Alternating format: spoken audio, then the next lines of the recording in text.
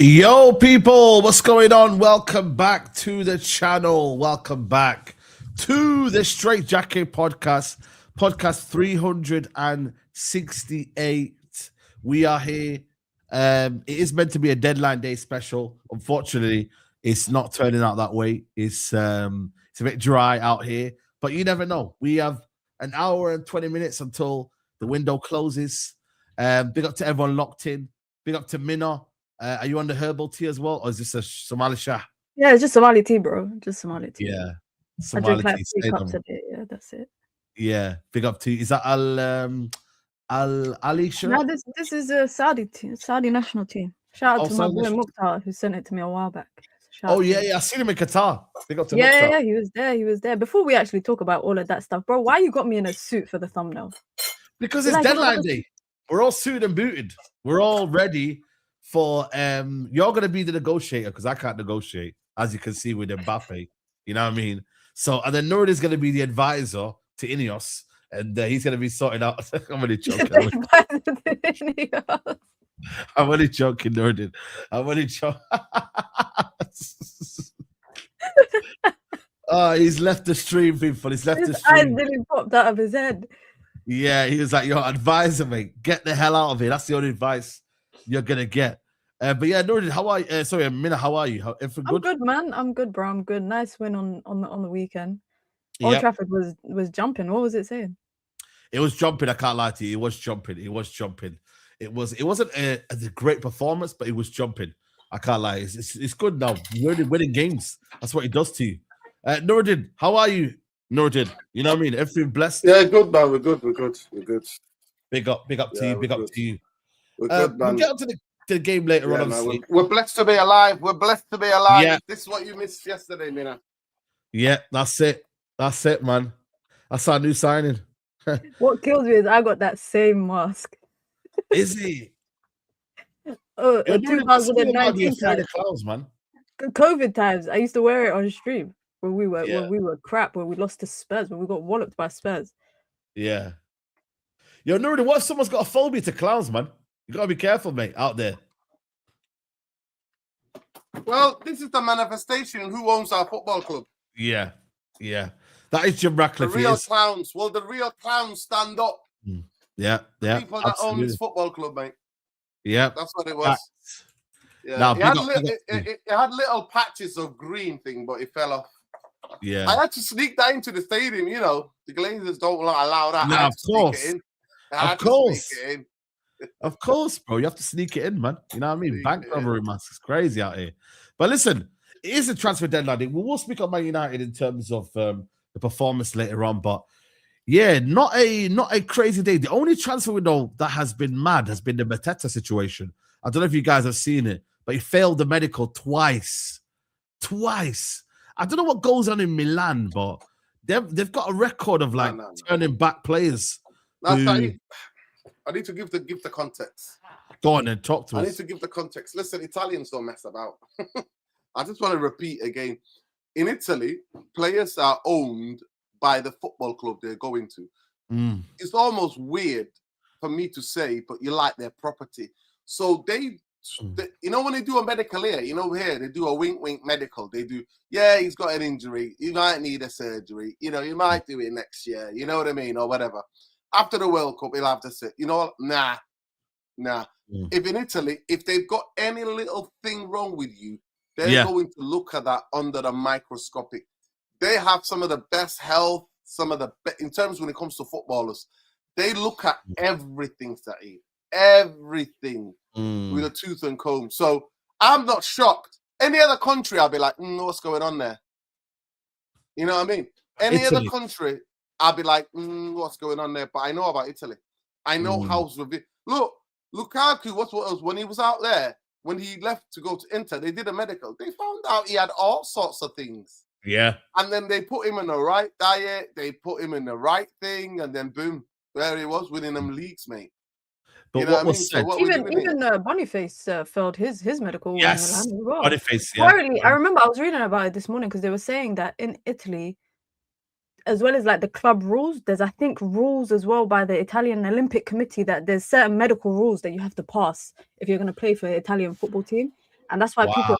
I remember the guy that plays for Spurs, Danso failed a medical with, I think it was Roma.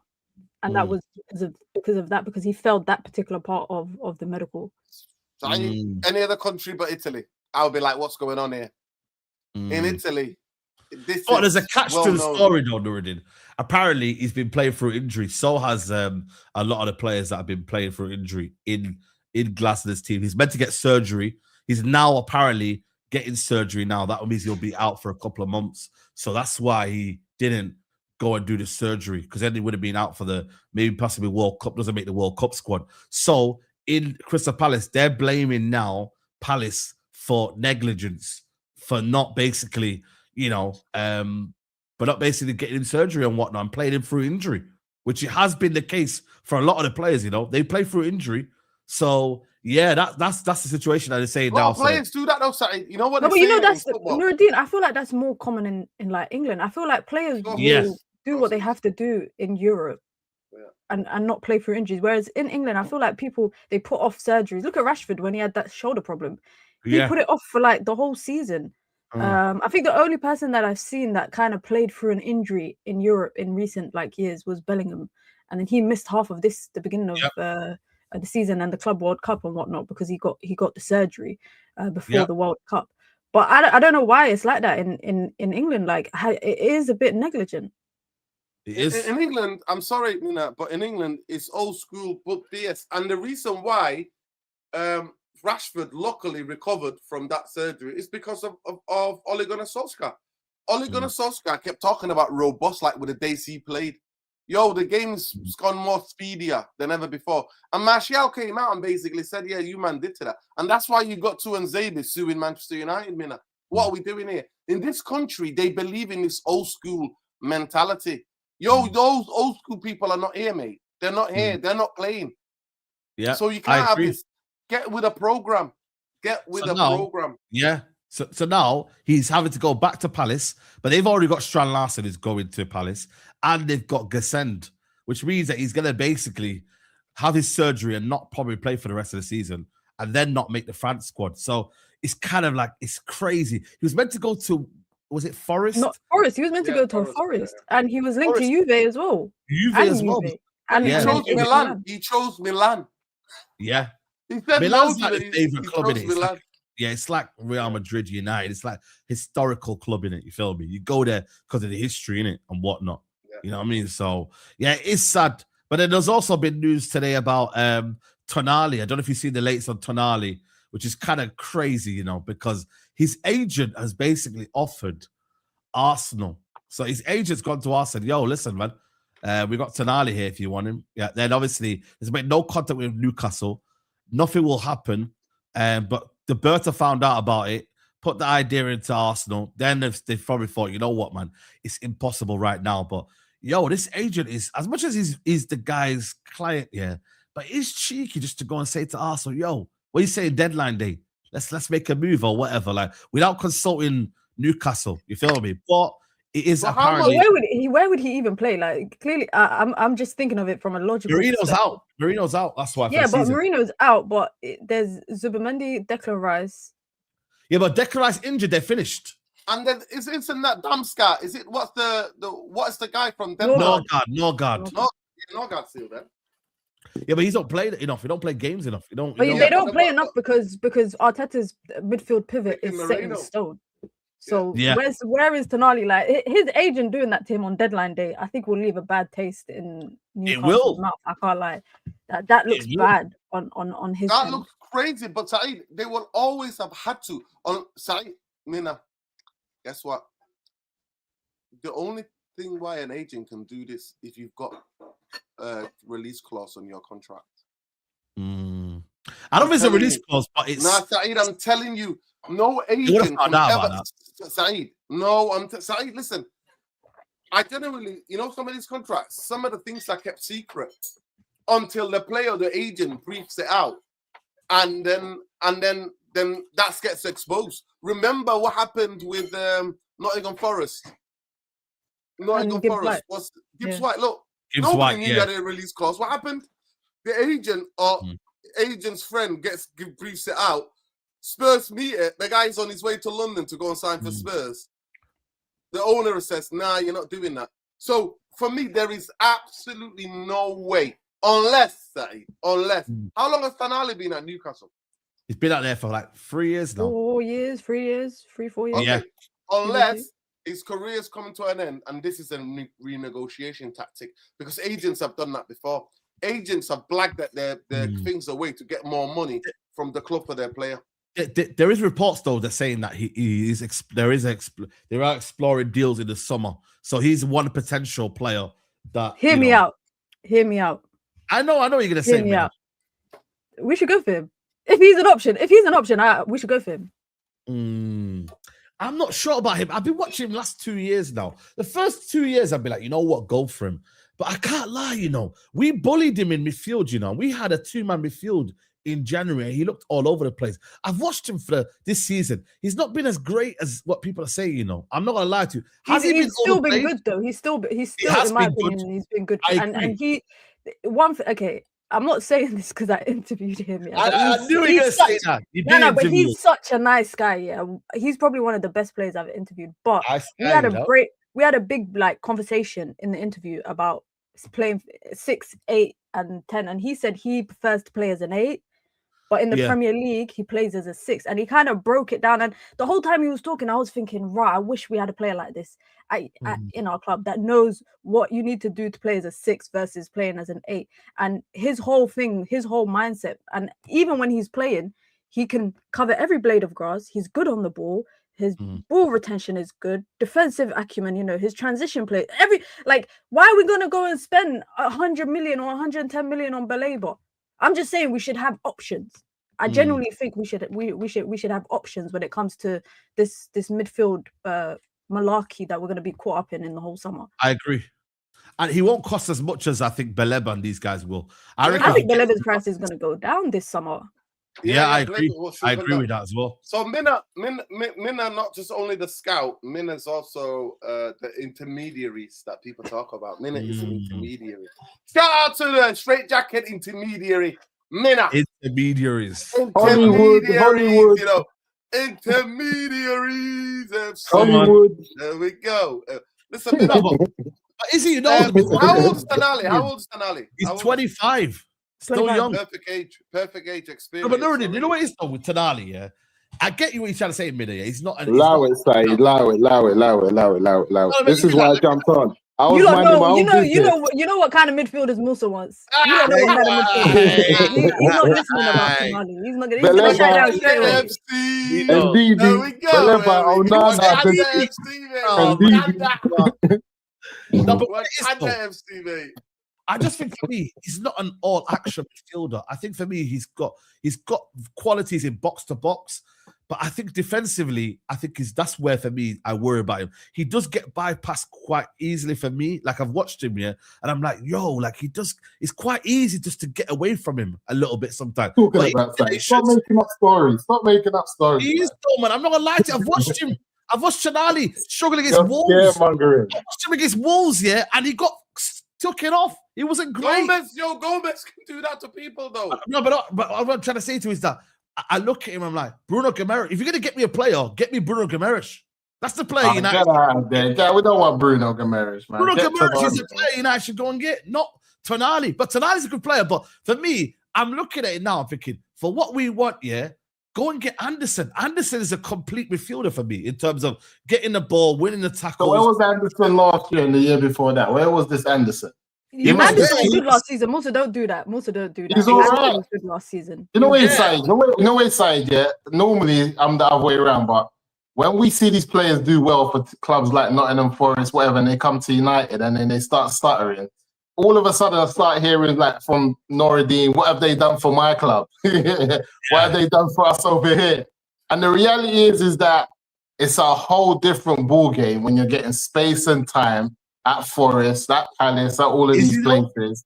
But for me, why I say Tonali is because obviously he's done well at AC. I think he's done well since he's come to Newcastle. I was surprised Newcastle even got him. And obviously, even though Scholes talks a lot of rubbish these days, the breakdown that he said, I was listening to Minna earlier as well, is that I think how they described him as the type of player that he is, and it depends on the type of money that they're going to ask us to pay for him as well. I think like I'm not worried, Saeed. I'm not in this position anyway to be worried about who do we get, don't we get, because I said it for a long time. United don't make players good. We've been making players crap. And until we get a manager that knows how to set up and knows what he's doing and knows the direction he's going in, I don't think we need to be worried if someone like Tonali comes. I'll definitely take him over Anderson and all these guys you lot are telling me about. These young kids. I ain't got time for these young kids. I'll be honest with you. The only one I'm ready to hedge a bet on is Baleba. And you know what time it is with Baleba. Baleba has certain qualities that I think for me, defensive. For me, you know, I've got to get two midfielders. I don't know what we're doing here. It can't be one. It has to be two. So if you could get me a combination of Baleba or Tonali, Anderson or Baleba, Anderson or Tonali, if you can get a mixture of them or Wharton, which I think for me, he's going to be probably the most prized. I don't want inexperienced though. I think like I want one of the three of the younger midfielders that you mentioned, and then a more experienced. I think someone like Tonali at 25. I don't want to see two young players come in. But we look at Arsenal, yeah, they're not worried about who gets in, who doesn't get in. United have to build a squad, you know. I'm seriously right. Even if it means Mainoo's on the bench here, bro, you build a squad, guys, man. You're bringing on Ugarte yesterday. But you can't be replacing legends or like Cass with youngsters. I'm not going to accept the whole Bruno. I don't want to see Man United get rid of someone like Bruno and Casemiro and just go and bring in some young kids and say, yeah, go and compete for the league. It's not going to happen. It's never happened. and it never will. Do you have any names of experienced Yeah, you can't. There's no names. No, my thing is this: is like it's not my job. You know what time it is? I'm just I'm just here to say what I think we need. When I say experience as well, I wouldn't say like at the highest level, but I'd say someone around the age of 25. You see like what we did with what's his name, with the two forwards that we got in Cunha and Bumo. Around that age, I'm a builder. So someone that's about 24, 25. I wouldn't go just straight in for like a 22-year-old, 21-year-old and get two of them in the middle of the park and be like, okay, cool, go and do the job at United. Especially with how old is Kobe Mainoo now? 20. So flip it, neck. 20 years old. Yep. Yeah, that's what I'm saying, man. We need something else. So I think Tonali's a good shout. I really do think it's a good shout. If he wants to move, I think that's a good shout. Like you always say to me, Prem proven, knows the Premier League, has played at a good level, Champions League, plays international. I think he's like an important player for his international side as well. That's a good age. I think you mix that up with someone like Beleva and then go and get an unknown as well, like another midfielder who's unknown, or maybe Sekone comes through next season. So I'm not really fussed. Oh, yeah, Sekone, but this season would be good for Sekone. It's even Collier. I'm not gonna lie to you, Lord. I know we go back and forth on Collier, but even a Collier, I'd rather have in the team right now because when Ugarte comes on, bro, he's just, bro. It's not as if he does something bad, but all of a sudden it creates this anxiety around the ground. I've already done many. I've already done many videos. I was the beginning of the month, head of everybody. I already said keep Collier here because Collier in 13 Premier League appearances for Manchester United has already proven that he can do a job. Can he see the best midfielder? No, but can he actually do a job? Can he come on and shoot a game out for us? Yes, he can.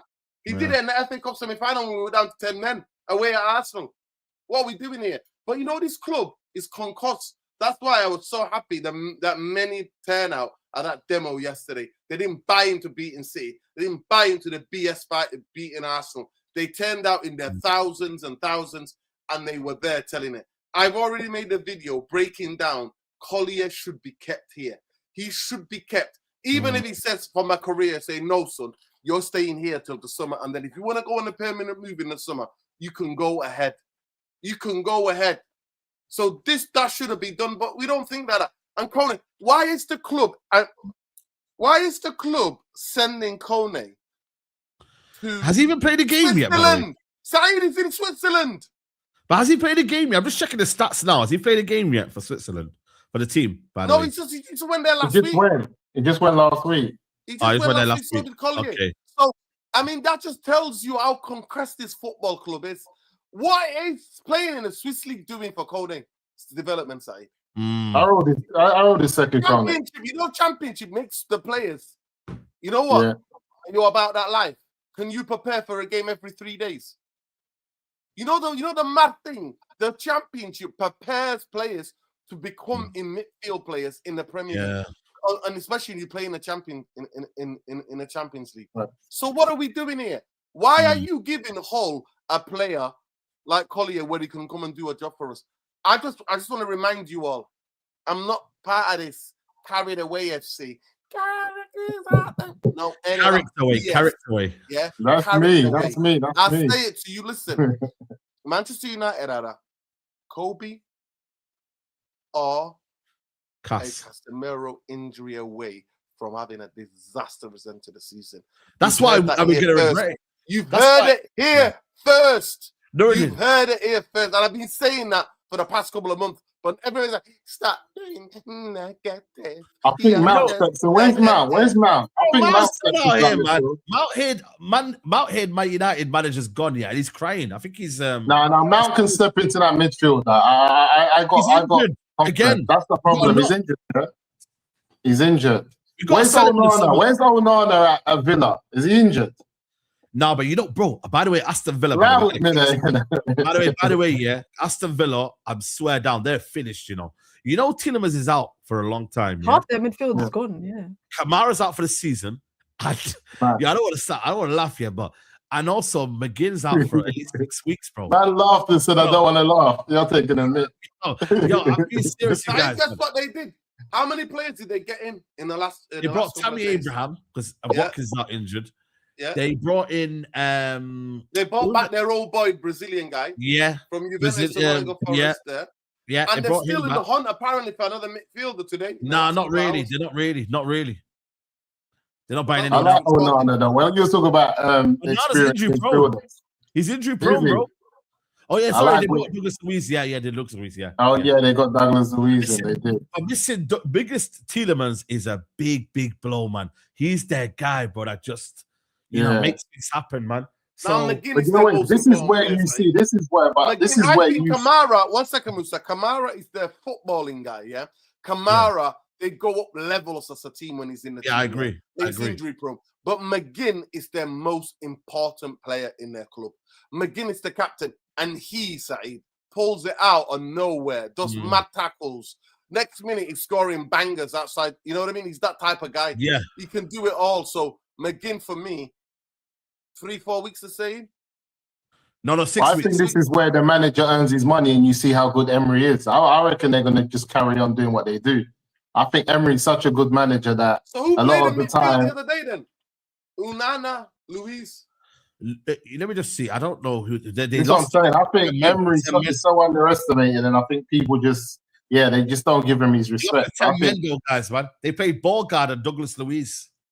They're not. They're going to crack on. Players. They're not creative midfielders, bro. Doesn't matter. If they carry on playing at the same level and getting wins, it's going to show you everything that you need to know about the type of manager that they got.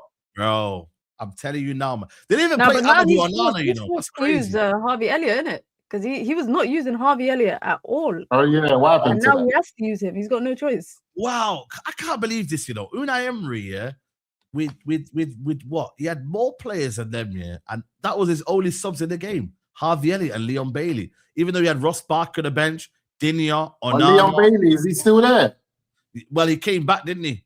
Okay. That is very, very interesting, I can't believe that, bro. I can't lie to you. That's two results here that it's a bit concerning if you're a Villa fan, man. You didn't beat Everton at home, and then this one here. Like, I would be a bit worried, but obviously he's a top manager, so you're gonna give him the benefit of doubt, innit? But going back to what United, you just said there, Nuruddin, one injury away. That's why I think for me, United they missed a trick now. If Arsenal are going in here. Arsenal, I get it, they're in 4 competitions, guys, but Arsenal just lost Mourinho, and then Arteta came out apparently saying that Arsenal will be active in the window, saying that if there's an opportunity, we're going to go and get him, even though they've got Norgard, Eze. I look at Liverpool, big clubs move. These clowns, that's why I'm a bit like, man. These clowns who own this football club do this. This is Manchester United in the last bit of the window. Now, I'm surprised, man. But then again, Mino, is it better to not go for something? Is it better just to sometimes, you know what I mean? You're going to be panicked. No, stop trying to remix it. Stop remixing this. No, but it's true though as well. Stop talking like a No. We have to be What are you talking about? We have to. No, hold on. I have to play devil's advocate. Come on, man. We can't be one-sided. But Mino, if we do buy an Ndidi and Nuruddin is saying, get him out the pit. Get him off the pit. He's rubbish. Ndidi's not crap. No, I'm saying that indeed it was to be. I knew Musa was going to. No, but Ndidi's not crap. What are we doing there? Ndidi's not crap. Anybody else, say any other player, Musa's going to be like, don't bring that bum. Ndidi's not crap. Is it me or am I making up? Is Ndidi the standard of players that we should be going for? No, but if we're getting someone in just to fill in, like we're saying, in case we get an injury from Cass, he's not going to start. But if he comes on, he's going to do a better job than Ugarte. Ugarte right now is in the. Stop using Ugarte as like. Yeah, we can't use Ugarte as a measuring stick. Yeah, because Ugarte is next in line, and as Nuruddin says, he's in a doulag, whatever it's called. He's next in line. You're saying you'd rather have Ndidi next in line than Ugarte? Yeah, than Ugarte. Yeah. I'd rather see a midfield of Kobe and Ndidi before I see a midfield of Ugarte and Kobe. Like, Musa is a social experiment. This guy said, I'd rather see a midfield pivot of Maino and Ndidi. Ndidi was good like 7 years ago. Like 7 years ago, he was good. Yeah. Ndidi's all right. He's been still doing his thing in Turkey. So they're taking the piss in the chat. They're saying, don't. No Diddy. No, Diddy. No, honestly. Can I just clear up something? Let me just ask a question to Mina, then I'll come back to you. No, I just need to clear up something before we move on from this point because it's related to this. I promise I'll be short. right? There was a guy called Gareth Bale at Spurs. Every time he played, they lost, right? They just kept losing. Spurs fans were like, he's the guy. He's the guy that's bringing luck. Have we got the same thing with Ugarte every time he comes on Manchester United conceded goals? Or can it be that actually, if teams are losing, they tend to make the substitutions around that time and bring more attacking players on the football pitch. Hence, they try to go for it, knowing that Manchester United are soft. And they would, and then we concede, and then everybody blames him. Is there a logical, rational explanations to why we concede goals? Or is it the same thing with Gareth Bale? Gareth Bale was he was the bad luck. Even Redknapp talked about it, said, you know what? I was thinking, maybe he is. That's why we're losing games. So we need to talk about this. And I think some of the fans have gone a bit way too overboard. It's just not a stick. Nuruddin, that's a good point about Ugarte. I just want to say, because I don't rate him. I didn't rate him when we brought him. When we were linked to Sanderberg, I wanted Sanderberg over him. I wanted over him. I never rated Ugarte, but I do think that Saeed rated him. Saeed rated him highly. You know, Saeed gets his ball knowledge from Copa America tax. Copa America tax, man. Copa America tax. Go on. I think the Ugarte hate is a bit over the top sometimes.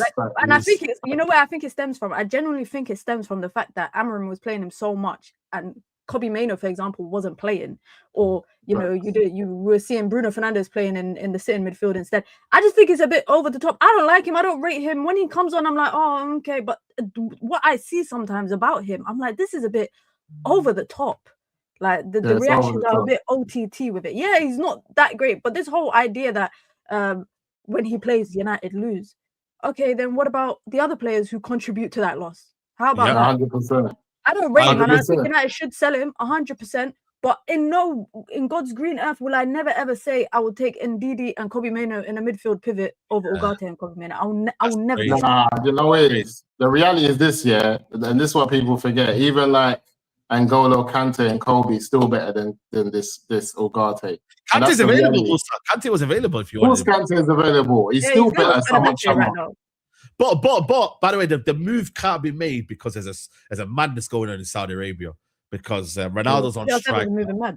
Yeah, Ronaldo's moving mad, and he's basically saying that Al Hilal are getting the better deals, basically, and it's true because now Benzema could be going to Al Hilal, but that move only can happen if he moves because Al Nassr wants to go to Al Ittihad. There's a guy that was from Al Hilal that wants to go to Atletico Madrid. So it's a madness going on. Leonardo. So yeah, it's crazy, man. It's crazy. So Ronaldo's isn't he like part owner of the club at the same time? No, he's just. I'm sure he is. He's got a type of a deal with. He's got a level of ownership in that club. I'm sure he has. He's not just a player. There's reports that he has investment in the club, but the club is owned by the PIF, the Public Investment Fund, which is owned by the Saudi government. So I thought they gave him like a percentage of it. Yeah, but he's an ambassador because he's an ambassador for the Saudi government. Okay. And the Saudi government own the PIF, and the PIF own Al Nassr and Al Ittihad and Al Hilal and the other one, Al Ahli. That league is going to go to China, It's not going to survive. They just want all the eyes on Saudi for now, but they're going to do it China. I'm telling you, they're going to disappear after a while. What's his name on his third transfer since going to the Saudi league? Duran, yeah. That's someone that, Duran, he's leaving Fenerbahce or wherever the hell he was. He went to Saudi. He went from Saudi to Turkey. Now he's going to like Russia or something. Yeah, it's crazy. It's crazy. It's crazy what I play. On Ugarte, though, before I forget, I saw some stats on Ugarte saying that kid as a second striker at United Duran was good. Duran was good. But on Ugarte, I saw some stats on Twitter. I'm trying to make sure that Faz has deleted his account, but he's still up there. But I was on Twitter, and I saw that he's still in a high percentage in terms of like winning turnovers and winning balls up higher in the pitch. And people were saying that he's like, I think we've misprofiled him and saying that he's the type of 6 that we want, and he's more of an 8, someone who, if you try to win Ugarte, like they brought the numbers back this season in terms of the players that's won the ball back the most higher up the pitch and like stopped attacks, and he's still in the top 2 or at the top of that. And people are saying that Ugarte isn't the person that you want to be at the last line of your defense or at the midfield. That he's actually somebody you want further. Yeah, he's another Fred. He's another Fred. Yeah, Fred. High pressing 8. Yeah. Yeah, so putting him in that 6 where we want him to be the last person and to get the ball off the defense and do all of that, we're actually not doing him any favors. Where we actually need to maybe see him deployed in a different type of manner to get the best out of him. Because like everyone's saying, he's not as bad as what we're saying. But if you're it's like Bruno. When we put Bruno in the pivot, it was madness. Everyone forgot that Bruno was actually one of the best 10s in the world. And when I told people he was world class, they laughed at me. But I told Bruno was world class. And he just has to be in that position. Saeed was one of them guys that laughed at you, innit? When you said Bruno was world class. Of course it is. I ain't got hate with Bruno. You know what I mean? We could be here all day. Now it's like, there's not a lot of players. There's not a lot of... You couldn't name me like 2 or... You couldn't name me 4 number 10s in the world right now that's better than but Bruno. The thing is, the idea of like world class now, it's like, bro, anyone's becoming world class right now. Like this idea of... That's not... See, that's not true, man. Come on. It's true though, but look how many players now that we call world class. But Kyle Saka, is he world class to you guys? Apparently he's world class. When he's fit and available, but he ain't been fit and consistent. No, but Casemiro's got 1 more goal in the last how many games than Bukayo Saka? Okay, is Casemiro world class? No, I wouldn't say Casemiro's world class anymore. No, but so again, Casemiro's not world class and Bruno ain't world class. I don't. For me, it depends. Like I said to you, I don't really like to use the word world class anymore because I think the word world class now is so like exaggerating now. When you look at it now, no, it's not saying. If you were picking a squad of, you know, I don't know, so 23-man squad, 24-man squad, or 2 players in each position in the world right now, Bruno will be one of your number 10. Yeah, I agree. Yeah, if you say now top 5 or top 5 number 10s in world, if you just built a squad of world, Bruno's in there, so he's world class. It's not his fault about what's around him in the era that he's playing and all of that type of stuff. And again, had Bruno just been at Bayern Munich or somewhere else, his trophy list would be crazy, and we wouldn't be talking about him like this. Bruno will be terrorizing Champions League football, picking up, you know, Bundesligas up and down, year in, year out. And we would have looked at him like we looked at a Frank Ribery or Ian Robin. We never had any doubt about their levels and their abilities with all the time that they spent out in Germany. But because he's been at this crap Man United, it's mad. Sometimes I look back at what Paul Pogba done in the Man United shirt. It is madness. His ability on the ball, like we really had the best years of Paul Pogba, but we didn't win much. So it seemed like he didn't really have, like, it seems like he didn't do much. When I look at some of the things that he done in the Man United shirt, different. But you know what it is though? But then I can say world-class players turn up in the big stages. And when you look at Bruno Fernandes, has he turned up in the big stages and the big moments when it's mattered the most? Europa League final, that was his moment to turn up. Did he turn up? Okay, he's not in the right position. I agree. But that's a moment to turn up. Europa League final before that. Did he turn up? I think the FA Cup he turned up in the one when we beat Man City. I thought he was good then. But in so many games where I could be like, yo, like, have you turned up in them big moments? So does world class purely mean that you turn up? I think it's more important and everything else you do. Because let me ask you a question then. Is Cole Palmer world class? I think he is world class, yes. Oh my Lord. But based on your reasoning right now about Bruno Fernandes, shouldn't you apply that to other players too? No, but the thing is for me, like... the one thing I will say about Cole Palmer, obviously, Euros final, came off the bench for England, scored a goal. Yes.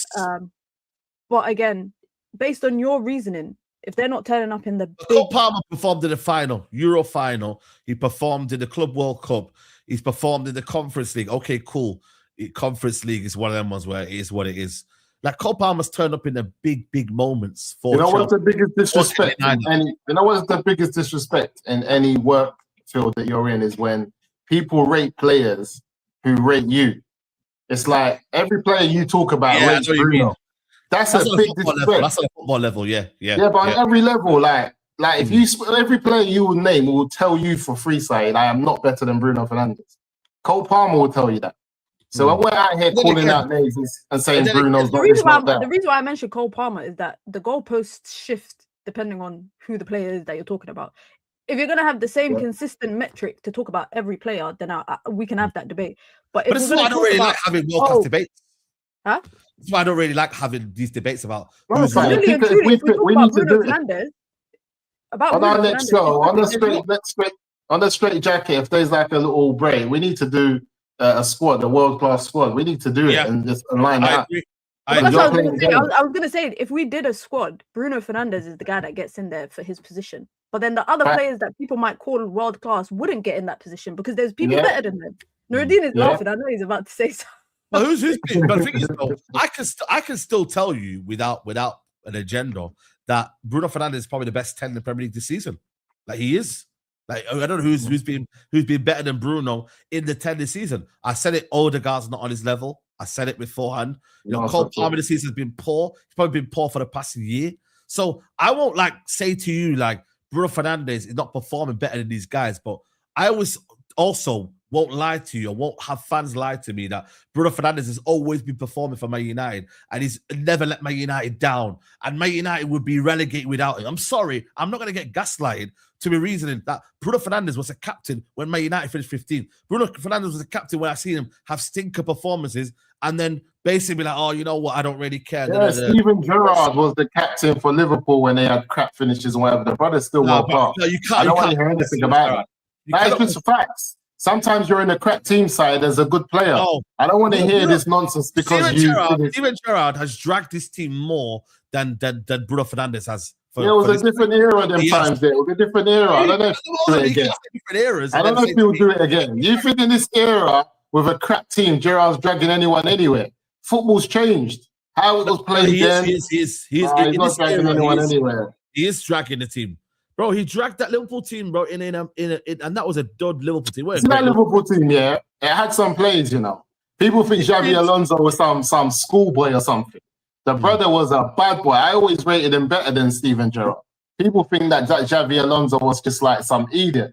His level of ball ability of passing the ball was second to none and just keeping the ball moving. I think that Liverpool team had a few players that tried the thing. So I don't know, man. I just feel like before Nuruddin comes in, do you reckon that he's gonna get the 20 assists? Because it is possible. He is 12 away, and he's got how many games left? I think he's not 12. He's like 8 away, bro. He's on 12 assists. He's on 12 assists. Oh, sorry, that was it. Yeah, 12 assists and 14 games left. He could break Beckham's United record. Of course he can. Of course he can. You see that assist for the last goal? He had no right to get that assist, you know. Because my man that was on him, who was my man that was on him from Fulham? But my man's normally a savage. Bassi. That's why it was a good assist. Steve Bassi. He knew if I take a touch now and I don't dummy this ball, I'm done. Yeah, he's going to catch the ability of what Bruno Fernandes had in a short space of time or seconds that he had to think about it. He realized I got to let this ball go because this guy's a savage. And with that little space that he had, he maintained it and put the ball in the box. That's the different level side. Most people are not doing that. They're not even thinking out the box like that. Henry said it. This guy thinks about the game. Yeah. No, I don't. The reason why I say can he get there, because I remember Ozil when he was in there, he was on 19 from January. It is tough, you know, man, like to beat that record. You know what I mean? A lot of players have has Fabregas broken the record? I think he's one away. I think it's something like that. So, you know, it's very difficult, man. Like I said, it's one game a week. That makes it even more difficult as well because you've only got that one game to do it. But let's see, man. Let's see. But yeah, Nuruddin, you're gonna say something there, bro. I didn't want to shout all over you guys in terms of the world class. This world class debate is just tiring, man. Football is about a game of opinions. You think a player's world class. I don't think players world class. If you want to get scientific and do eye tests, stats, do all this, do all that, consistency, all of that, you can do that. What Bruno did for that goal at the time it was, in the time of the game, that dummy, knowing, understanding the player, because he looks at Bassi first, then looks at him again, and then looks at him again, like on the shoulder. What he did, that's a world-class moment. I don't know about Bruno being world-class. And before the Bruno haters come, Musa, please stay mute, let me finish, and then you can come back on rebuttal. And any of this Bruno. Manchester United have played through Bruno since... So Bruno's come to Manchester United 6 years ago. Bruno straight away was given a free role in the team with zero responsibility. In terms of you can do whatever you want, up the pitch, you just do what you need to do. Score goals, set up goals. He's done fantastic. Some people will argue and say that he's been the best signing since Fergie. I've got nothing, no beef. No, people can think whatever they think. But I said it a couple of years ago when Rashford was playing, and I said Manchester United play through 2 players. We cannot be a team that plays through 2 players. Now, when somebody becomes the assistant, he takes all the free kicks, he takes majority of the corners, he takes all of the penalties, and you then, all the players give the ball to him longs we're in the last third. So for me, when you play 1 through 1 player, well, you're going to be productive because the whole team is playing through you. Now, for example, I'll give you another example, Saeed, and I'll take it back to I'll go retro. The reason why Blackburn won the league that season, Blackburn played decent football, Kenny Dalglish managing them. They won the league. But one of the main reasons, Saeed, was Sutton and Shearer. The whole team worked to get the ball out wide and to get that ball in the box for Sutton and Shearer. The reason why Van Nistelrooy was so prolific at United was Beckham knew what runs you made, get that ball to Van Nistelrooy, will get goals. Ronaldo comes as a teenager, does all this step overs. All my mates go, who's this spaghetti hair kid? What is he doing? And he's not going to be anything. What's his 100 million step overs? I mean, people think when Ronaldo came, United fans were like, get him off the pitch. What is he doing? Diving, all these mad step overs leading to nothing. And look what the player he is now. By the way, just a side note, Ronaldo is on strike and he earns 668,000 per day. Now, let me repeat that to the people at the back. Ronaldo's goes on strike, but he earns 600, this is in pounds, 668 pounds per day. Just, on like that, tomorrow you wake up, Saturday, so, no, 7 days a week. It's madness. That's what he said. So, just to sidetrack, so in terms of Bruno side, when a team plays through players have to be productive. Yeah. Bruno Fernandes is that productive. And now, with Casemiro and Kobe in the team, he's getting the ball in good places from both of them. Casemiro misses him, Bruno's finding him, right? He's playing combination play. And the thing he always goes back to, you say, because balance in football is so important. Yes, 668 pounds, Imraduddin, per day. Do you mean 1,000 or 1,000? 668,000 per day. You know what I mean? Shout. People live on that, but big up to you know what I mean? Yeah, go on. 668,000. Right, I said it. But I'll just say this now. You are saying rubbish in Tonali, but when he was in the team with a fit Gameres, with Tonali and the other Brazilian guy, that trio were they actually complemented each other perfectly. So then when that trio and the Newcastle are trying something different and the trio's not there because one of them's getting injured all the time or whatever, then you're not going to see the best of Tonali. And now at this moment in time, we're saying the best of Bruno. Bruno is so happy that he's up the pitch, trying things. He's been inventive. Because my guy was in a gulag as a 6 or a double pivot for majority of the last 18 months or how long has it been? Yeah. So at the end of the day, for me, Bruno Fernandes is a fantastic. That moment for me, I'm sat there in the game. That was unbelievable. It's right in front of me. And I'm like, what are you doing, Bruno? The way he did it, he made the whole stadium thing. And Bassi, more importantly, he sent him back to Morocco to get him some carpets, man. Couple of, you know what I mean? That's what he did. Because physically, but you can't get physical touch with him. And he did everything. He threw him up, but he got the ball across to Sesko. And Sesko did the rest. So that was a world-class moment. Do players have world-class moments?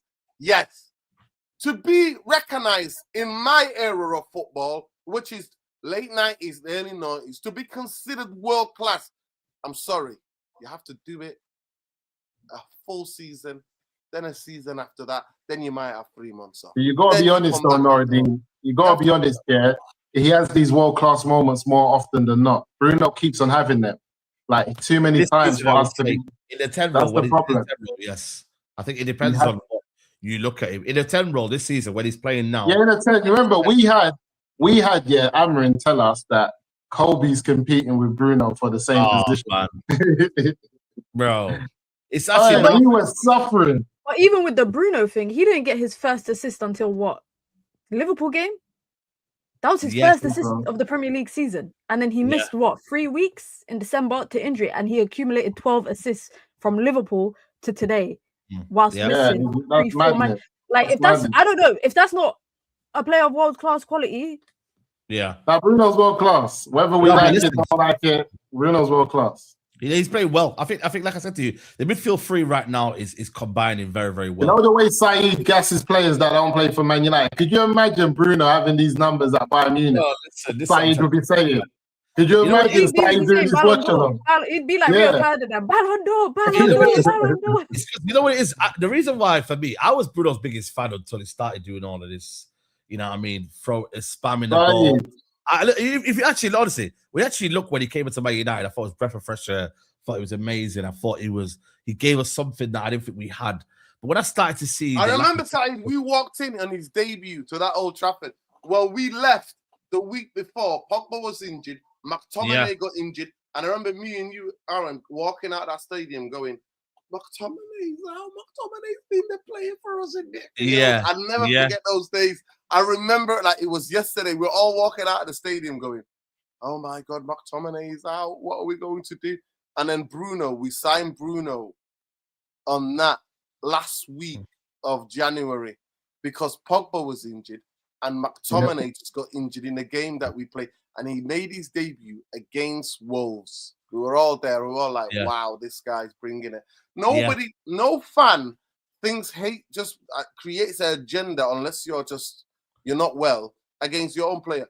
Mina, it depends on these days. On these days, then Bruno might be world class. But in my day, like I said to you, the ceiling for world class players was a lot higher.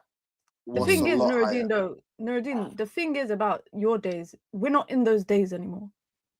No, but there are players. We're not in those days anymore. In the 90s and the early 2000s.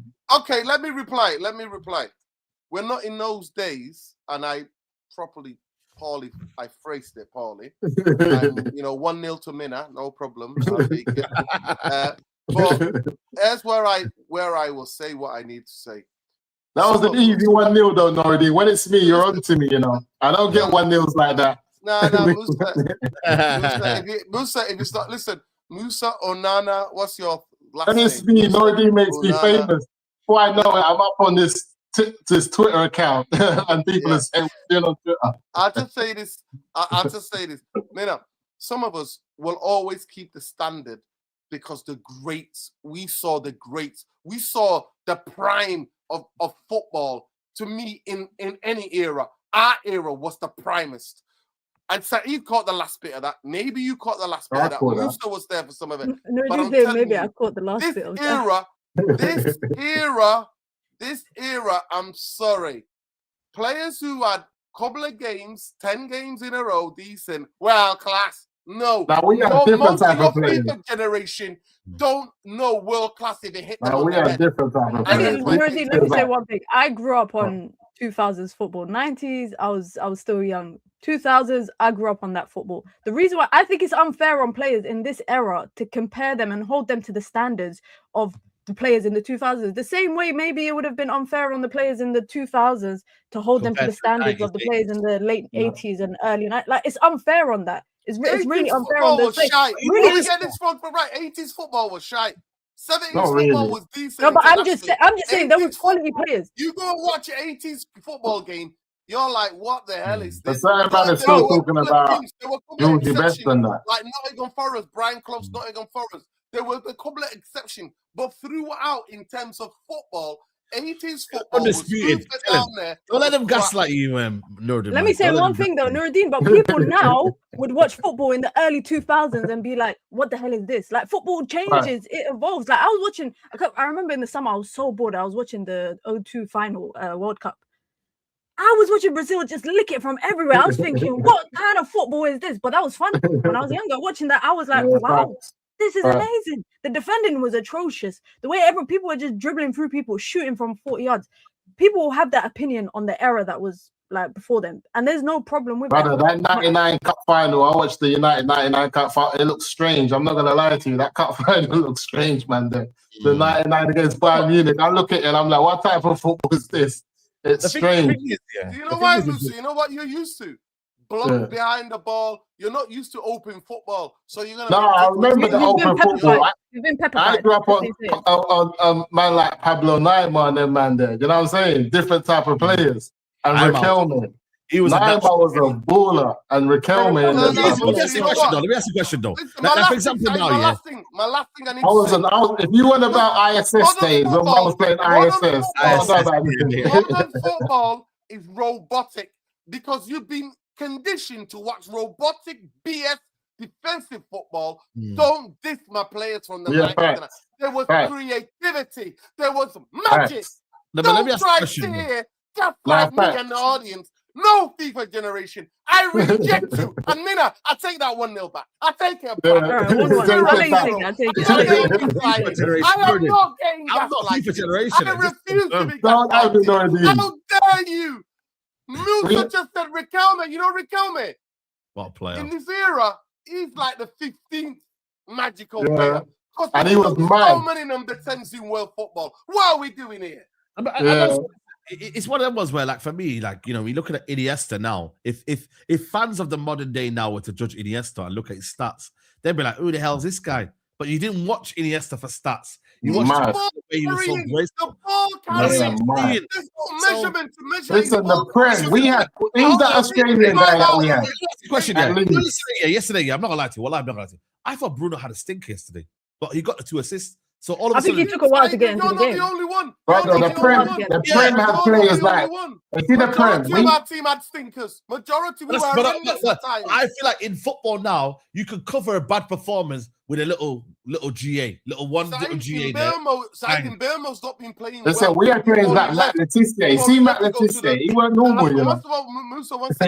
In Burma's not been playing well. He went to the AFCON, had a stinker, come back, and he just started scoring goals. But you know when you score, it covers up everything else. You're 100% right. I agree. I don't, bro. Nuruddin, I'll be raw. I don't care if my striker is shit. If you're scoring, you're doing your job. Yeah, strikers not. Yeah, bro, that's I don't care. I don't care. Like, for example, Diallo. Hold on a minute. You know Amad Diallo, yeah? Let me tell you something about Amad Diallo, yeah? He doesn't get the stats here. But you take Amad Diallo and it's My United team. We're finished. I'm telling you now, of course we're finished. Offensively, the way he was cooking Robinson, bro, it was ridiculous. The way he put the ball on the plate for Sesko, and obviously he hit the post, did it? But you see them things there, it doesn't put on the stat sheet. So everyone says, Amad's only got 2 goals this season, but his importance, the significance of Amad Diallo in this Man United team is so, like, it's massive. So it's the same thing we missed Dogu. We can't quantify that. Athleticism on the left-hand side. We missed Dogu's athleticism. I agree. So sometimes you can't quantify the importance of some players. So therefore, then people then say to me, you rate that player there, you don't rate. You don't. But that's what I'm saying. So when modern football is so robotic, you only become robotic stat merchants. You need to go back in the hole where you climbed out from. Get back in there. But listen, you can use stats here. Stats are padders. No, but you don't use the art. Football is the art form. It's like a painting. What are we doing here? Stop the padding. What are we doing? I'm sick of it. You've triggered me now. I've had enough. I'm triggered now. It's bringing back all my childhood memories.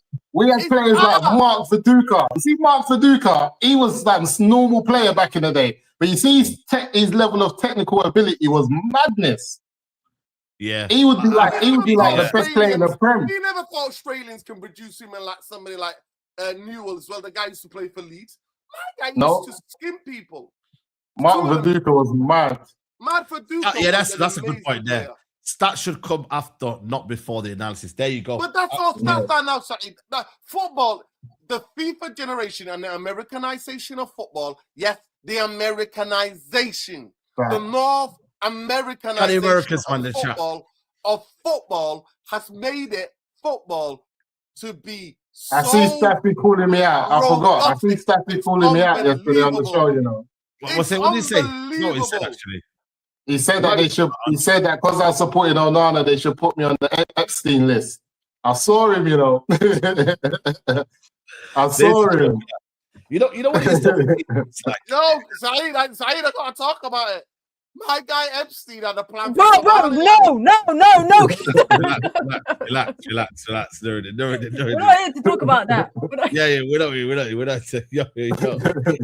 I'm gonna bring stats on that from that. It's crazy, man. But what I was gonna say though, for me, we talk about things that are when Hollywood minutes about. What I will say though is that, like, you know what I mean? Like, listen, I'm putting you on ice list. You should be on the ice list for that Onana. No, listen. You need to go chill. Nah, you need to ice, move. man. You need to move with Onana. You need to write to Onana and say, Onana, listen. See what the Onana thing. People have got. People have got me confused with the Onana thing to the point they thought that I didn't want Lemens in. I wanted Lemens over Martinez at Villa. This guy inside was telling me we need to get Martinez. Martinez is proven. Just the other day, Musa, just the other day you were saying to me, oh, we're still conceding goals with Lemens in. Yeah, goals. exactly. So why don't we just because you know why? Because I was trying to show you that Amrin's an idiot. That is Amrin's the problem. That's what I was trying to show you, not because of the goalkeeper. When's the last time Lemens hasn't conceded a goal directly from an error? The stats are he was conceding more goals than Onana was in his first few games for United. And I was trying to tell you, but one minute. Most of them are serious. I can't lie. Most of the conceding. No, but what I was trying to say is I rated him as a keeper and I wanted him over Martinez. And I was saying as good as he is, as calm as he is, the way Amrin is setting us up, he's still making us concede a high amount of goals. So my thing would have been, get rid of the manager, then we can get a manager in who says, okay, I don't want Onana, I don't want this. I never wanted David De Gea to go for Onana. I told you this. But when Onana came in and everybody was gaslighting me, so he's got his videos out there, Onana, what's my name? Onana, bro. Man was gaslighting me with all of these videos. He's in an argument when we signed him originally. That was when we signed him originally. So my point was this. Now you've signed him. I don't want to hear any noise about trying to get him out of the door. He's 10 times better than Onana. Not only is he commanding the box, Lemens. Oh no! Listen, it was never a question about him being better than Onana. I wanted him over Martinez. You wanted Martinez. No, hold on. No, I never wanted Martinez. What are you talking about? I wanted Donnarumma. No. This is why you're wrong. I never ever on this chat, and the chat will back me up. I never said I wanted. I've been cussing out Martinez. I want to send you a receipt. Musa, on this I want to send you a receipt. Musa, I have to agree. He wanted that Mr. Bobby Charlton 1920s player. Yeah, come over. Donnarumma. No, there was a time. There was a time though, Noridi, where we had to make a choice between Martinez and Lemens, and Saeed said he wanted Prince Proven. And he said Martinez. Yes, I remember. Yes, he wanted Martinez. Bring me the video. I'll send it to you. And then also remember when I started telling him about my scouting report on Lamens. Never. You know what he said? Is any good or what? I will not have this. Who's this guy? I remember that. No. I'm gonna have that video ready for next week. Bring me the video. It'll be ready for next week. Yeah, it'll be ready for next week. Bring me the videotape because I never. And you know what it is? I get this, yeah, because they're trying to cover up the whole situation of Onana. Yeah, the main thing is we got the right goalkeeper, and we've been vindicated by that. Onana's not been missed, and that's the main point we wanted to make. Onana was never going to be missed, Saeed, because Onana was never going to be missed because we were saying don't spend your money on Onana, keep David De Gea and go and get a striker. That was always my point. Don't get. I tried to fight the corner for David De Gea, and no one accepted it. So I was just trying to be strong, and I was just trying to be strong on my point that you begged for Onana to come in. Everybody was telling me about. He plays flipping football from out the back, blah, blah, we're passing from the back. All of this nonsense. He came in and within 3 or 4 months, listen, the first game in flipping in pre-season, he got lobbed and he started looking around the stadium in America. I said, this is madness. That was the first game side. I knew it was over. But obviously I was going to defend the African brother. It's cool. There you go. No, there you go. He said it. Of course, I was gonna. Yeah, listen. I'm not gonna lie. This guy has an agenda. Yeah, listen. We suffered long enough for me to be playing any games. I'm defending the people. I hear it. You know what, Musa? I love your agenda. Keep it. But you know what, Onana? I wish him the best of luck. Lamens for me. He still needs to get better. I'm still not satisfied. He still needs to get Where's better. our keeper in the championship? What's our keeper in the championship saying? He's doing well. I can't lie to you, but he's doing very well. Is he coming back at the end of the season? I don't know. I think he's got injury though, man. Has he got injury? Saeed, Musa, when was the last time a Manchester United goalkeeper came from the product produced by the academy to make it to the first team? Dean Henderson. And then we saw what he did against Salah when they whacked us in the FA. But I heard that this keeper's very good though. I heard that he's Vitek, he's good. Vitek, I heard that he's doing very good. I don't think Vitek is making it. I don't think Manchester United are producing enough good goalkeeper in my lifetime. They all come in for a couple of games and get shipped out. Next minute they're playing in the 7th tier of English football. You know what it is though, Noureddin, as well? I think the game's changed. I don't think goalkeepers are that good anymore anyway. You're just there to do a steady Eddie type of job. The basics. Yeah, the basics. No. To be fair, there are some good goalkeepers out there. But for me, the thing about Lamins has to improve shaving shots that are in the air. He needs to sort his feet out and get quicker, get across. Because David De Gea would save some of these shots, but De Gea was unbelievable. And that's why I always said we will miss De Gea. I said that. 100%. And this is why I prefer the De Gea. And you know what, by the way? Having an understudy like the men. I got sick of De Gea as well. I told Saeed during lockdown, one game, Sheffield United, he didn't even go down. He got bullied by some 5-foot Sheffield United striker, Billy Marsh or whatever that guy called. Bullied him and scored a goal during the lockdown. And I was done with De Gea then. Was done with De Gea then. So at the end of the day, big up Java says, I grew up with Maradona, Zico, Laudrup, Socrates, Romario, Van Basten, Hadji, Stoichkos. What made me fall in love with football? And now, Bruno Fernandes. Now, the thing is, Noureddin, you're laughing at us, but some of us behave are yourself. That's it. We're not old. Guys, can we get a bit giddy in that? You know, what we say? I told you we're going to win the league. I need to leg it because I got to be somewhere. Yeah. But I told you last week we're going to win. Now, remember I told you we're going to be 6 points off the top of the league by the end of the season.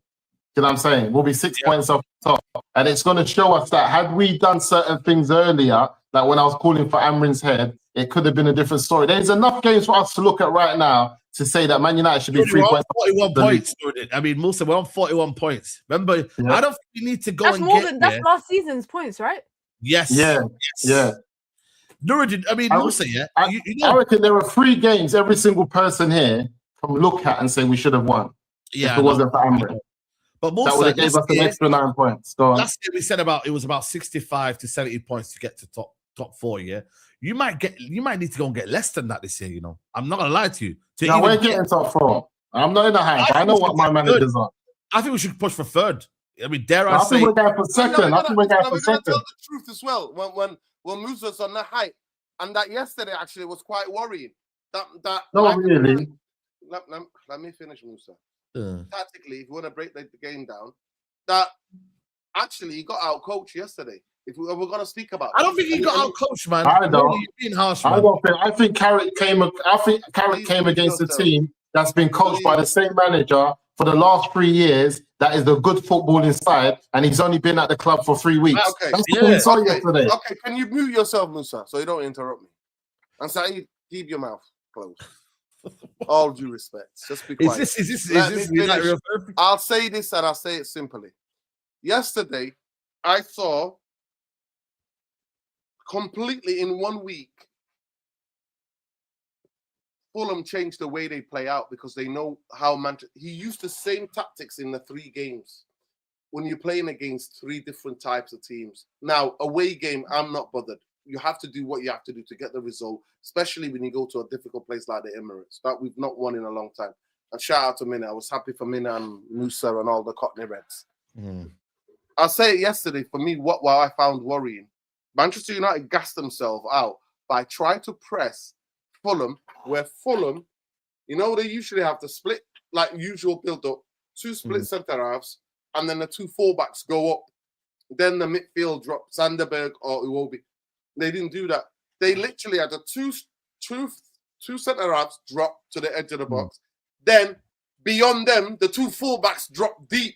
You know what they did? They sucked us in, they lopsided us, and they bit through us. Watch the goal again for the penalty. Look what happens. Manchester United players get sucked into one side, because we're all trying to press and we gassed out. And I thought in the game, I'm like, they're doing it 3-4 times. And I'm like, Carrick, change this. Don't go and play into their trap. Come back to a bit more middle. Just come back maybe, just inside their own half. Don't go that. He kept doing it. I'm sorry, Saeed. The difference between Where was that the first half? Where was that the first half? The difference between us and Fulham yesterday was that Manchester United have a brilliant world-class moment like Bruno. They have a brilliant world-class moment like Casemiro's pass, no-look pass to Cunha, and Cunha's finish. That's what they have. They didn't have that. But I'm sorry to say, for large parts of the second half, Saeed, I know you were there. You were worried. So was I. So was 75,000 in the stadium. We were. But no, I wasn't worried. But why is that only second half? Then wipe it to the first half. If it was this Fulham team that we have to be worried about, why for the first half? Yeah, for about half an hour we played. No, it wasn't 25 minutes. It wasn't just 25 minutes. There was a period before the second goal went in where Fulham were bopping it around and they were causing a few issues. I admit that. And then we scored the goal and then United were on top. Then we made a silly challenge that came out of nowhere from Maguire, by the way, out of nowhere. That gave them the impetus. And then after that, yes, did United then not press enough? Did United not do the hard yards? Did United not push out when they needed to? I agree. But no way in any shape or form did Fulham outplay us, did out-tactical. Listen, no, they didn't. And this is the same Fulham side, like Carrick said. It wasn't a great performance from us, though. Of course it wasn't. And this is the same Fulham side that's had the same manager for the last 3 or 4 seasons. Yeah. And like Carrick said, this is the same side that was 5-1 down to City and came back to 5-4. Like, they know what they're doing. They haven't just got this new manager in and they don't know their job on the field or what they got to do. Like, Fulham are a good footballing side. They like to overload the middle of the park. Like, there's no questions about that. Casemiro came off and things changed for us. Fulham do that. And I feel like Carrick done very well to deal with the situation that he had in front of him after 2 solid games in the last 2 outings that we've had. And also just being there for 3 weeks and trying to get this team together. I didn't look at that display and I was thinking, whoa, I got to be worried about any other games that are coming up. But the only thing that made me worry is that Casemiro comes off. And like you mentioned, we're 1 injury away from a Casemiro Kobe and the team's going to look totally different. That there is worrying to me, but I don't think that's got anything to do with Carrick. That's just him making the best out of the situation of what he's got in front of him. Mila, can I ask you a question? Honestly, did you feel like Fulham deserved the draw yesterday? Yes or no? No, the quality of play I don't think they did. I don't think they did. Wow. I don't think they did. Bro, what? Bro, hold on a minute. They got a penalty and a wonder strike. What do you mean? And even that penalty. To admit that we weren't, and even Carrick said himself. Carrick said we were not at our best. Carrick said that. But that's the that's the difference. Compliments to Fulham. But that's the difference. United were not at their best and they were still able to win, which shows that there's progress happening. I'm sorry, but if you want to argue, the best team don't always win. And that's a fact. Yeah. That's a fact. Carrick saying it doesn't nullify the result for Manchester United. If anything, I was happy for once. No. For once, I was happy that the manager and a player didn't come out after the game, after playing against Manchester United, saying, yeah, we knew what Man United were going to do. We knew they were going to do X, Y, Z. So we did this, and this is how we beat them. I'm glad that United got the result. And I don't think Fulham did enough to deserve it. Personally, that's just my opinion. No. And that penalty... They deserve a draw. They didn't at least... I don't think they deserve the draw. No. Because I think we made it hard for ourselves. Both goals that we conceded, we made it hard for ourselves. No, did we not play great? I'm not gonna lie to you, we didn't play great. But I don't think Fulham deserved to get anything out of the game. I'm sorry. We didn't get bopped, Nuruddin. What we did was hold on a minute, Nuruddin. What we did was hold on a minute, Nuruddin. We didn't get bopped. What did I say to you? What did I say to you? We got bopped. We didn't get bopped. You know what means bopped? No. Bop means they actually control the game. And we were under pressure. We were on the back foot. Nuruddin. No, sorry. I'm sorry. Yeah. Did we not press enough? High up the pitch. I think that was one of our weaknesses. We didn't press up high up the pitch very well. They set us a trap and Michael Carrick didn't figure it out. Like I told you, go and watch the game again. It was their that split. Their fullback split. Silva on the touchline, very animated because he felt like his team weren't playing well. He's always like that every game, Saeed. What are we doing here? He's the madman. If United scored that 3rd goal, what would you have said then? Yes, 100%. Goals change games. I'll give you that. Goals change games. Goals change games. And 3-0 psychologically is a different thing. But I'm sorry to say, after the goals. Name me a chance that Fulham had. Saeed. Give me a chance. Was Le Mans tested enough? Saeed. Let me bring this up for you. To be honest, in the first half, they had the same number of shots, as Manchester United, but none of them were on target.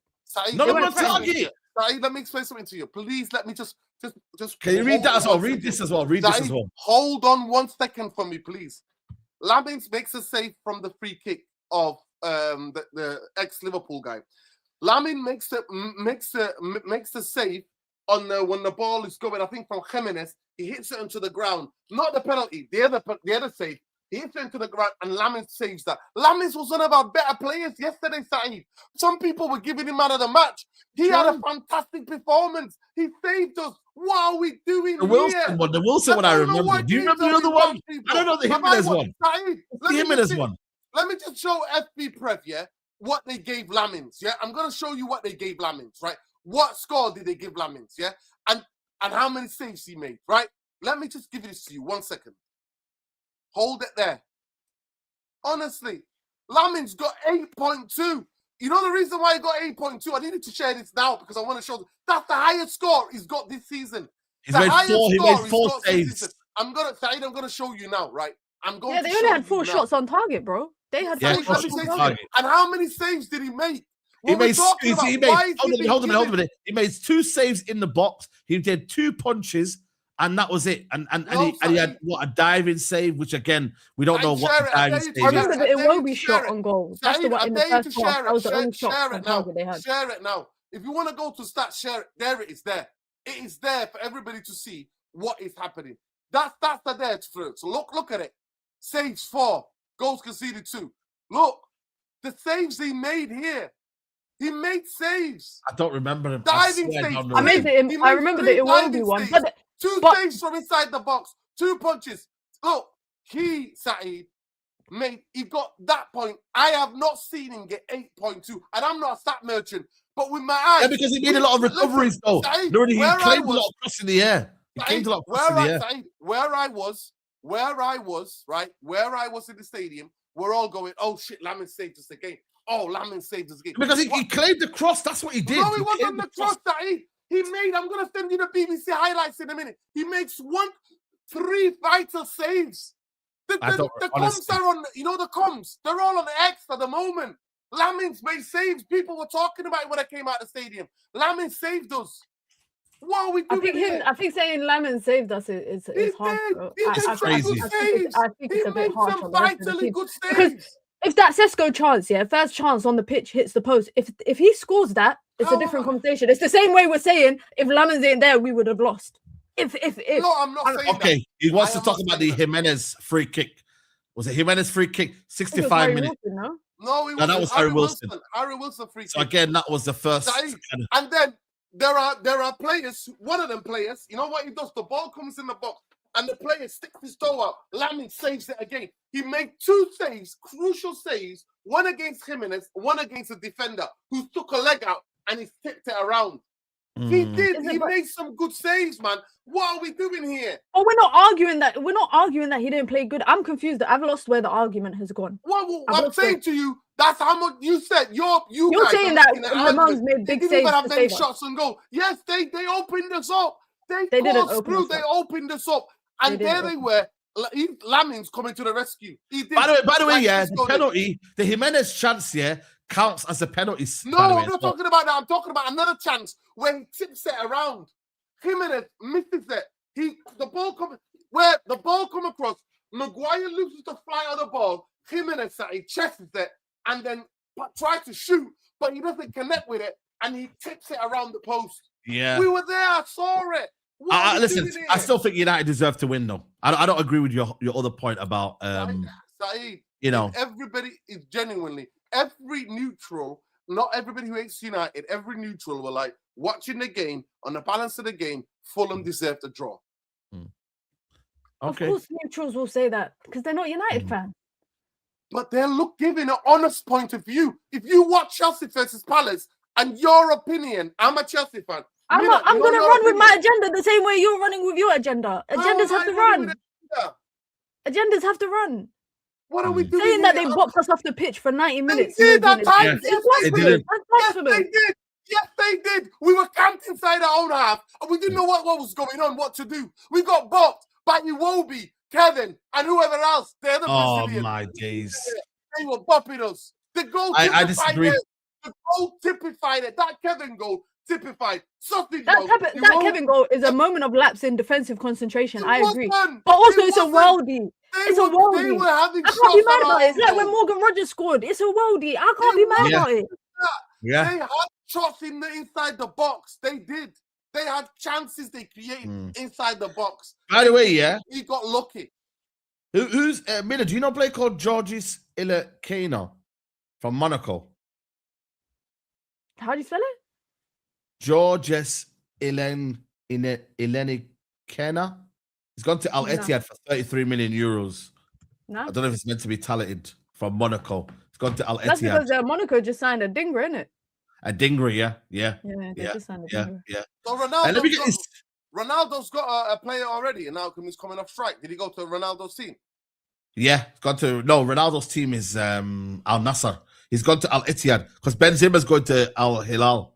So they're trying to get some replacements in. Nora, did you still prefer Munoz from Fulham over Sesko? Munoz is injured, mate. I can't. Munoz is injured. Yeah. Munoz is injured. If you say to me, Munoz can hold the ball up, can bring people into play, it's better for an all-round team. Yes, 100 million%. But is he an injury-prone guy? Yes, he is. But is he a guy who scored some fantastic goals in the Premier League for Fulham?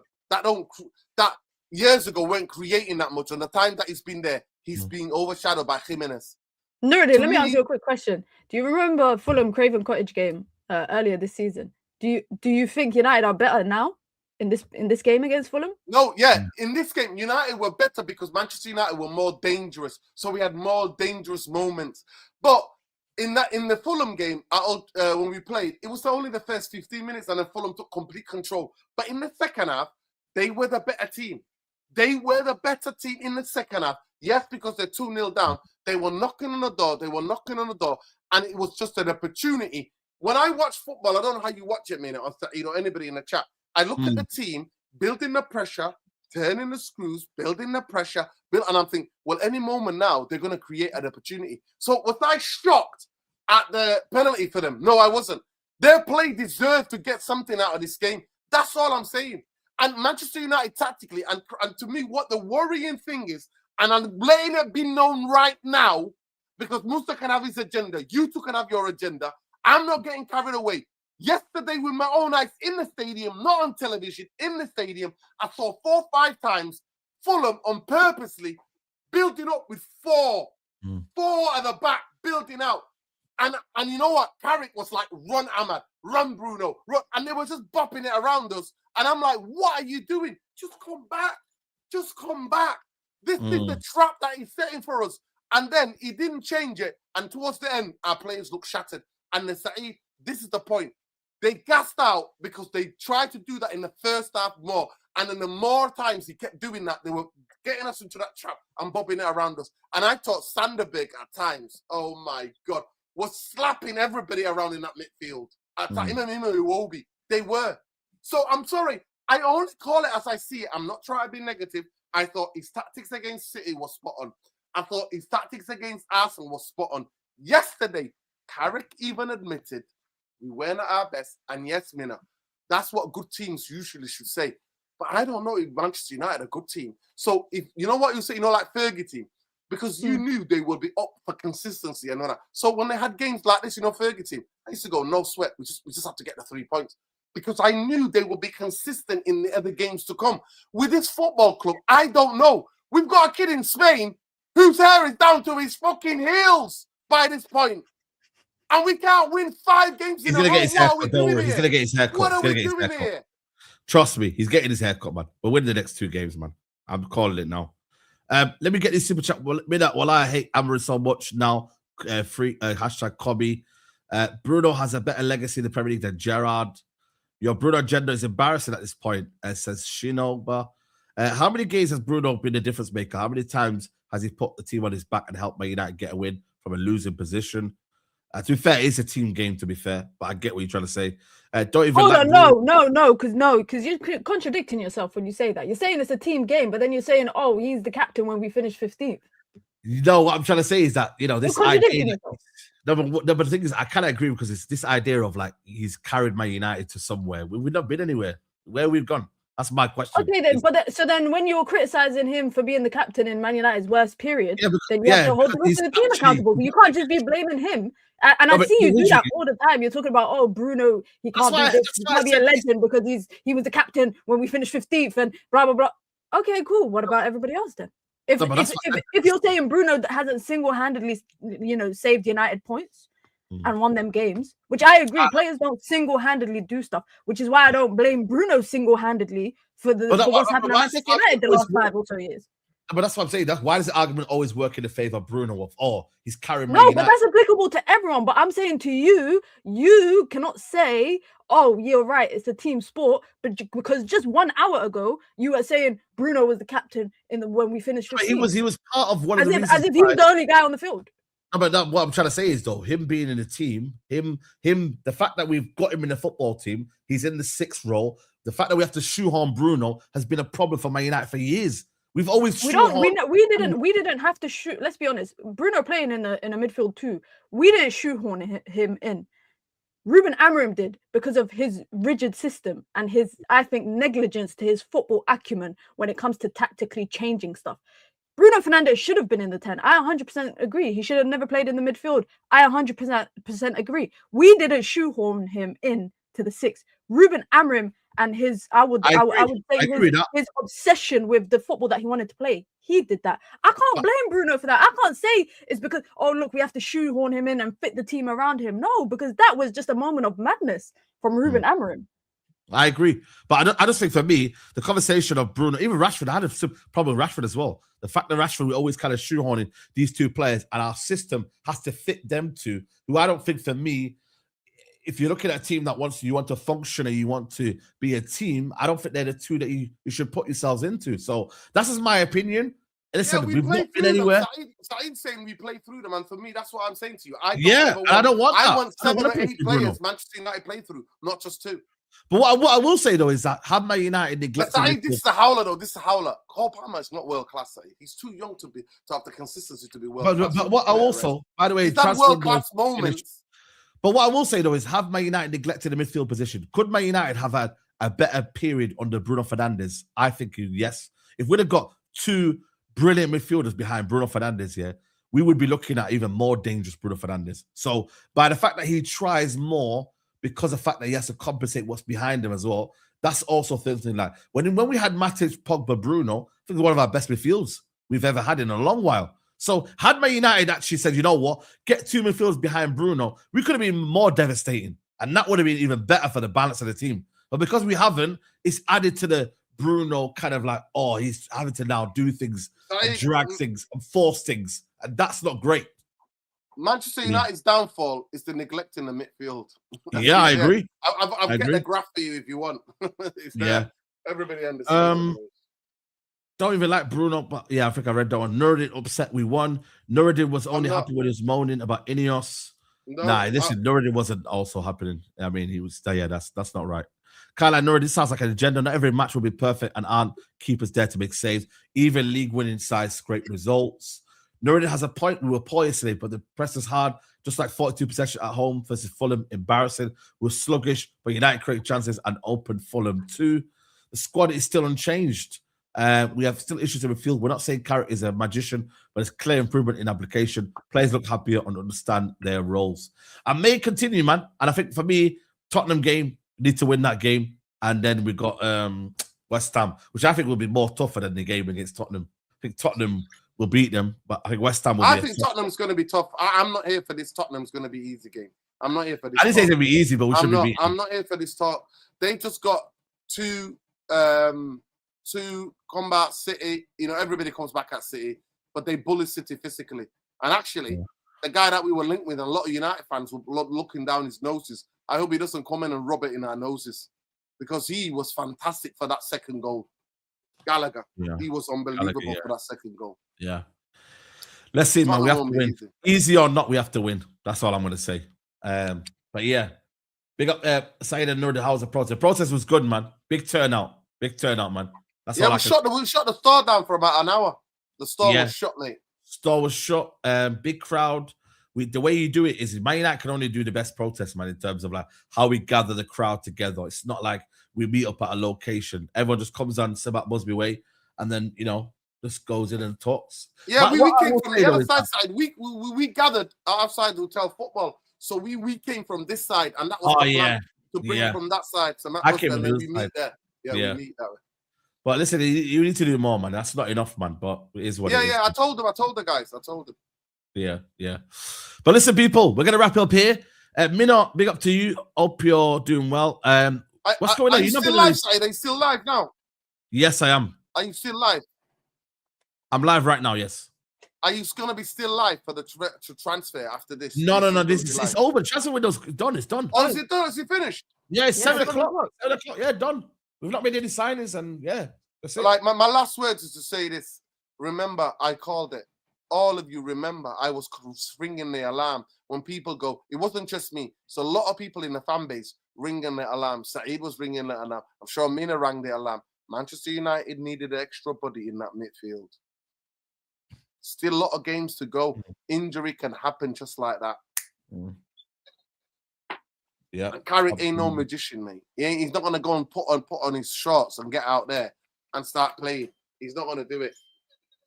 So the vultures, yet again. Vultures. Guess what? I just looked at the tickets, because my friend was like, "No, how much are the tickets?" I think it's the Villa game. The Villa game at home. Guess how much the tickets are? 66. Normal tickets. No, sorry. Normal tickets are not available. The cheapest ticket available is 400 quid. Yeah, but that's for now. They'll release more towards the time of the game. Now they've changed a bit of the general ticketing areas to hospitality. I'm seeing.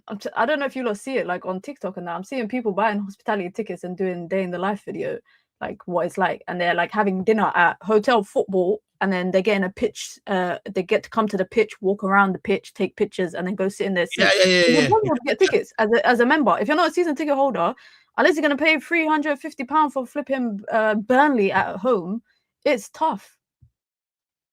Yeah. But I don't know what this brand is, man. I can't lie to you, bro. I don't remember where I even bought it from. But you look like that looks like an old school Newcastle kit, mate. Eh? You're there, Tonali, head it up. It's from the 90s.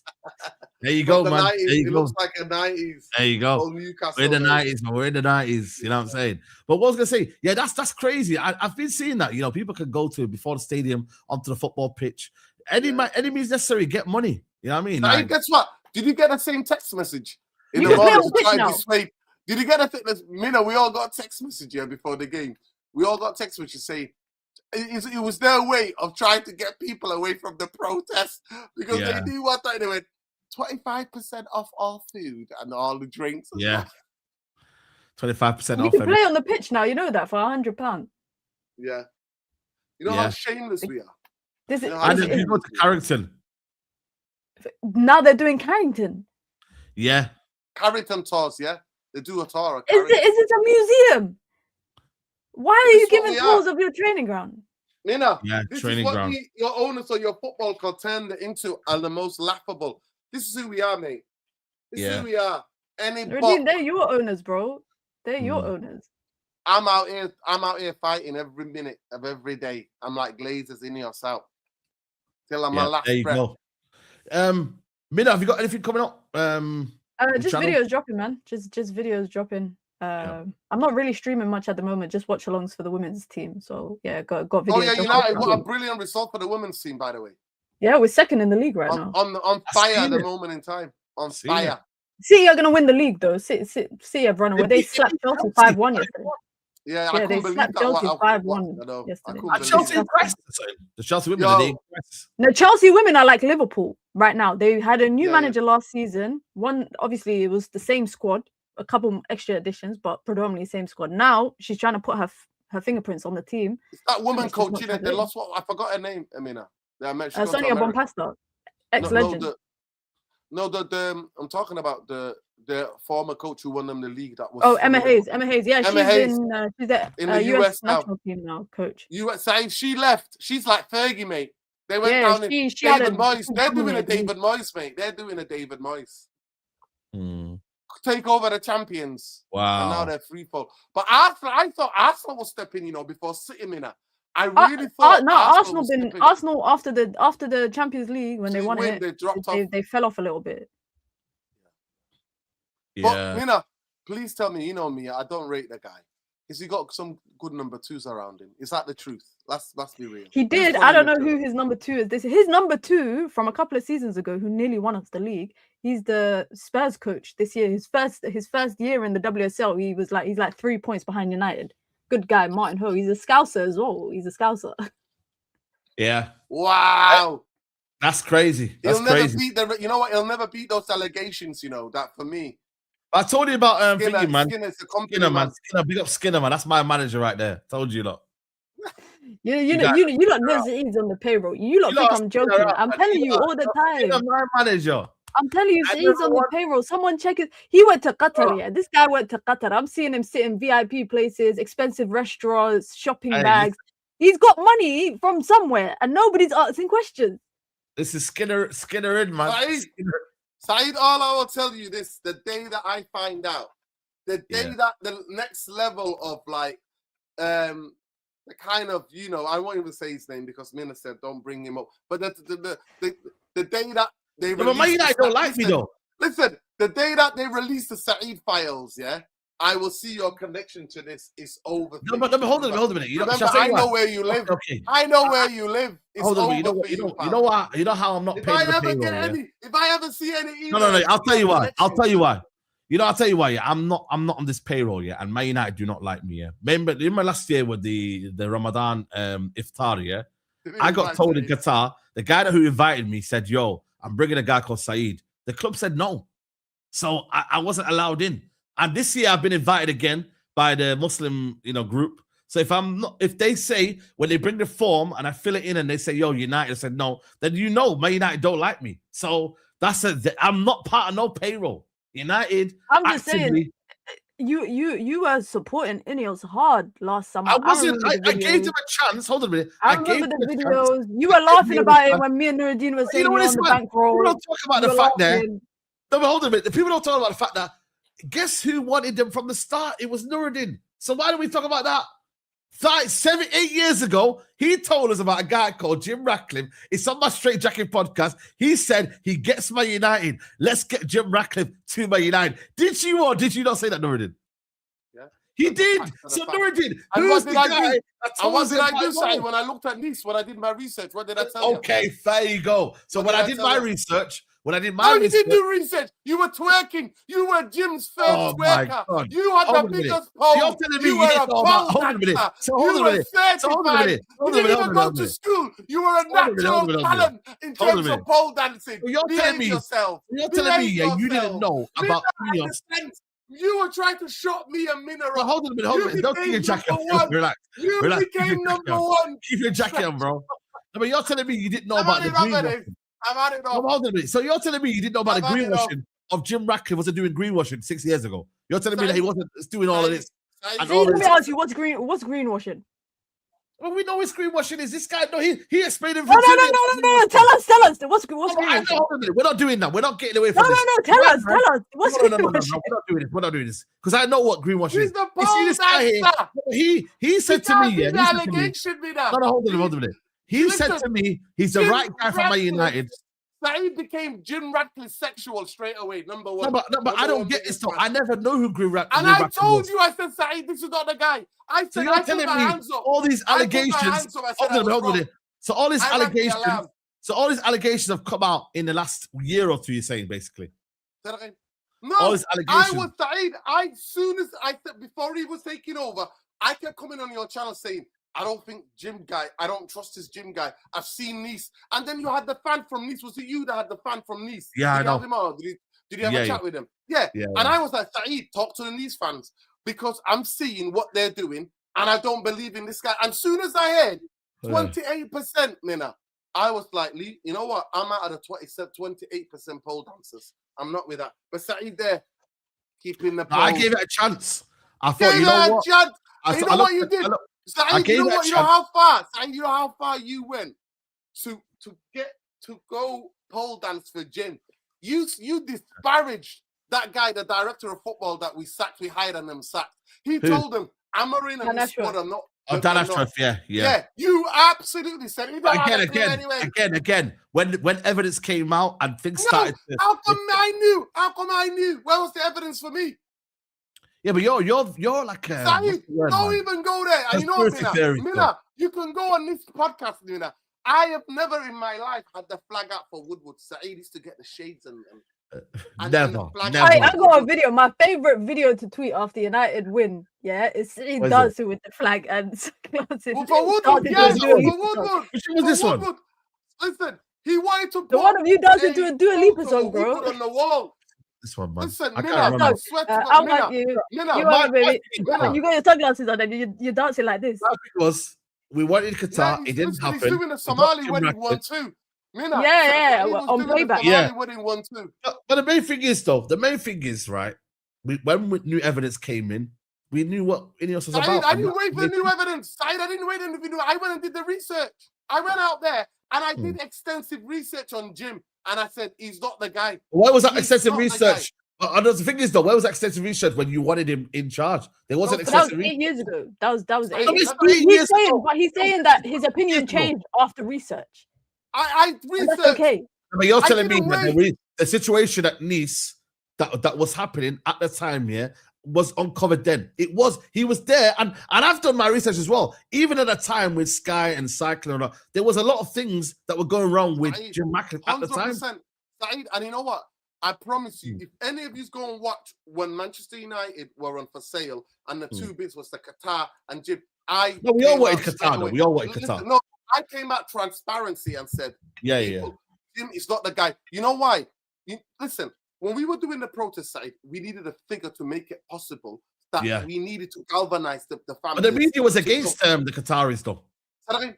The media were against the Qataris. No, the media, of course, xenophobia side, Islamophobia, we know that. Yeah. I mean, some of your racist lookers now working for the racist newspaper, they were like, United putting on these things and that, we're wearing the drip. At the end of the day, I put my hands up. The tweets are there, and I never delete them. I don't believe in deleting tweets. I keep them up, and I apologize. But Saeed, I said Dan Ashworth getting sacked was horrendous, and now guess what? That's why they spent almost. They cost the club 60-something million in the decision making that they've been. Yeah, I know. Shocking. And they've sacked so many people, and they took money away from the old players' charity. The old players' charity. They're a disgrace to this fan base. But Saeed, welcome to the club. Me and Mina were there. You're welcome. It's never too late. You know what I mean? You just needed to put the pole down. You put the pole away. The pole is in the cupboard somewhere. Yeah. Let's see. Like I said, Saeed was at a protest. One thing I tell you, Saeed, he didn't have to, but he was there at a protest. No, we're always there. I'm at every protest. Saeed's there. Saeed's I don't miss it. I don't miss a protest. Never miss a protest. Yeah, we're always there, man, regardless, man. Manchester United, I just hope and pray Manchester United do not regret signing a midfielder. I hope. I agree. Let's see, man.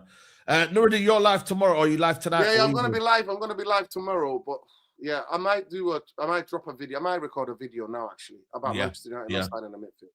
Yeah, there you go, people. Make sure you do that. Big 6 later on.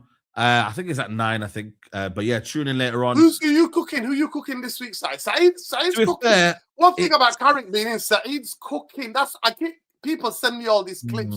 You cooking Big Steve. It's gotta be Big Steve, innit? That's the only one. You cooking Turkish. Turkey didn't know what to say. I felt sorry for Turkey the way you were cooking, Saeed. Nah, listen. These man, you Toby, you know what? God bless Toby. That Europa League trophy got you where, mate? Toby suffering. And Matisse is suffering. Garnacho Meniz video. Honestly. All you have to do, they know it. They know. All you have to do is just a position. Saeed's run against Garnacho and Meniz is. And somebody needs to click 2 videos together. I beg you, please.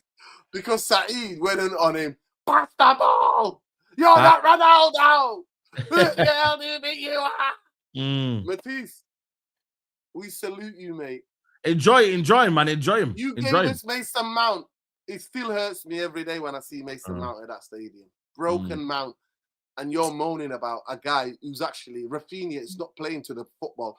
Because Rafinha is not playing to the way Garnacho wants to play. He's giving him the ball saying, take people up. Garnacho is running him behind.